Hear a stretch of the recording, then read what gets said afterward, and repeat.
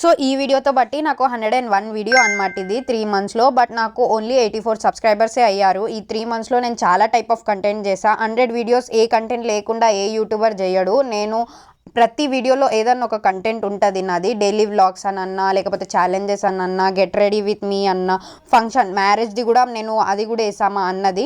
కానీ నాకు ఓన్లీ 84 సబ్స్క్రైబర్సే ఉన్నారు. చాలామంది వీడియోస్లో నేను చూస్తాను 6 వీడియోస్ 8 వీడియోస్తోనే 50K 5K అలా వాళ్ళకు ఉంటారు. ఎందుకంటే వాళ్ళకి ఆల్రెడీ యూట్యూబర్స్ వాళ్ళ రిలేటివ్స్ అలా ఉంటారు. కొంతమందికి ఇయర్సే పట్టిపోతాయి. నాకు ఓన్లీ 3 మంత్సే అయింది. బట్ కొంచెం సాడ్ అనిపిస్తుంది అనమాట. ఈ 3 మంత్స్లో చాలామంది మాటలు విని ఎందుకు యూట్యూబ్ అవసరమా అది ఇది అనే వాళ్ళ మాటలు విన్నాక కూడా ఆ రిజల్ట్స్ రాకపోతే కొంచెం ఎవరికైనా ఉంటుంది. నాకు కూడా ఉంది.